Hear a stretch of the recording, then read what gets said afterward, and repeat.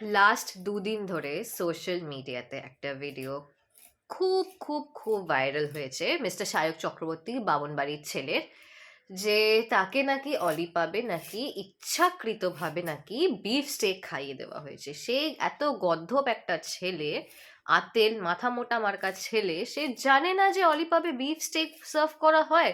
আর সে কি এতটাই গাধা, এতটাই গদ্ধব যে সে মাটন চিকেনের টেস্ট আর একটা অন্য কিছুকে খাওয়ানো হচ্ছে সেটার ডিফারেন্স কি ও কিছু বোঝে না। আর সাথে ওই নেকু পুষুর দুটো যে কাপল ছিল, ওই সুকান্ত কুণ্ডু আর অনন্যা গুহ, ওরাও কি এত ক্যালানে যে ওরাও বোঝে না যে ওরা কি খাচ্ছে? পুরো প্লেট সাফ করে দেওয়ার পর বলছে যে আপনি তো আমাদেরকে বিফ স্টেক ইচ্ছাকৃতভাবে খাইয়েছেন। আবার ওয়েটারকে ডেকে জিজ্ঞেস করছে আপনার কি ধর্ম, তাহলে আপনাকে কি আমি শুয়োরের মাংস ইচ্ছে করে খাইয়ে দেবো? এটা তো মানে উস্কানোমূলক কথাবার্তা না? এমনিতেই কলকাতা গরম হয়ে আছে, কলকাতায় আয়ে প্রায় দিন কিছু না কিছু লেগে আছে। যেটা আগে হতো না। 2014 পর থেকেই দেখছি আমাদের এই হিন্দু মুসলিম নিয়ে বেশি দাঙ্গা বেড়ে গেছে, যেটা আগে আগে হতো, হতো না সেটা বলছি না, কিন্তু এক্সট্রিম লেভেলের এখন দেখতে পাই যে পার্টিকুলার এ বলে হিন্দু খাতরে মে হ্যাঁ, মুসলিম খাতরে মে হ্যাঁ। আরে ভাই, আমরা কেউ সেফ না, কেউ সেফ না, সে হিন্দু হোক চাই মুসলিম হোক।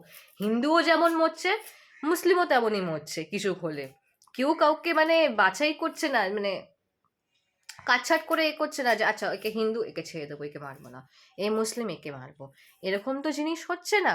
তো anyway, coming to the point, যে এ তো দাঙ্গা লাগানোর মতন কথা বলছে। আর আমার শায়কের কাছে, হ্যাঁ এটা না খুব ছেলেদের একটা খুব ফেমাস ডায়লগ, যদি জিজ্ঞেস করে যে কোনো মেয়েকে যে রেট কত, আজকে আমি মেয়ে হয়ে শায়ক চক্রবর্তীকে জিজ্ঞেস করি, শায়ক চক্রবর্তী তোমার রেট কত? তুমি নিজেকে কত টাকায় বেচেছো এই পার্টিকুলার পলিটিক্যাল পার্টির কাছে, যে তুমি এই প্রপাগ্যান্ডাওয়ালা ভিডিও বানিয়ে দুটো কমিউনিটির মধ্যে ঝামেলা লাগানোর চেষ্টা করছো? যেখানে তুমি জানো যে Olipub is famous for beef steak, ওখানে বিফ সার্ভ করা হয়। ফার্স্ট অফ অল, তুমি বামনবাড়ির ছেলে হয়ে তুমি ওরকম জায়গায় গেলে কেন? তুমি কি ভেতরে কিচেনে কি দেখতে যাচ্ছ যে ওই সেমই ওরা ভালো করে বাসন ধুয়ে বা অন্য বাসনে চিকেন সার্ভ করছে, অন্য বাসনে মাটন সার্ভ করছে, অন্য বাসনে পর্ক সার্ভ করা হচ্ছে, অন্য বাসনে বিফ সার্ভ করা হচ্ছে? একই জিনিস দিয়ে, একই হাতা খুন্তি দিয়ে ভাই রান্না হচ্ছে, আলাদা কিছু তো করছে না। তো তুমি জানা সত্ত্বেও ওখানে গেছো বামনবাড়ির ছেলে, ঠিক আছে? আমি আমি নিজেও ব্রাহ্মণ বাড়ির মেয়ে, কিন্তু আমি তো সেটা নিয়ে ঢাকঢোল পেটাতে চাই না। আমি মনে করি যেটা আমি খাই না সেই জায়গাতে আমি যাব না। এক্সাম্পল, যেমনি পার্ক সার্কাসে জ্যাম আছে, ওখানে ওরা বিফ সার্ভ করে, আমি জানার পর প্ল্যান ক্যান্সেল করে দিই। যখন আমি দার্জিলিংয়ে যাই, কুঙ্গা বলে একটা রেস্টুরেন্ট আছে, ওখানেও বিফ সার্ভ করা হয়, আমি ওখানে যাইনি, কারণ আমি জানি যে ওখানে গিয়ে আমি তৃপ্তি করে খেতে পারবো না। তুই যখন জানিস, মাথা মোটা গর্ধ ঝামেলা লাগানোওয়ালা ছেলে, যে ওখানে ওরকম জিনিস সার্ভ হয়, তাহলে তুই বামনবাড়ির ছেলে হয়ে তুই ওরকম জায়গায় গেলি কেন? আর তোর কি কন্টেন্ট ক্রিয়েশনে কি ভালো টাকা রোজগার হচ্ছিল না, যে তোকে এই একটা ব্যবসাতে নিজেকে বেচে,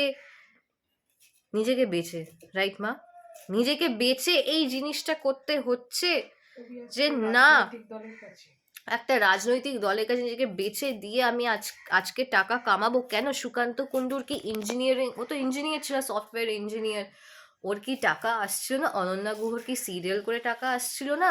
নাকি শায়ক চক্রবর্তীরও কি সংসার চলছিল না, যে এইসব করার জন্য মানে আরো ভালোভাবে যাতে লাইফস্টাইল লিড করতে পারে, আরো এইসব ভালো জায়গায় গিয়ে যাতে ঝামেলা করতে পারে, তাই জন্য কি টাকার শর্ট পড়ে যাচ্ছে? তাই জন্য কি এই পলিটিক্যাল পার্টির কাছে টাকা খেয়ে এসব ঝামেলা লাগানো? ভাই বন্ধ করো।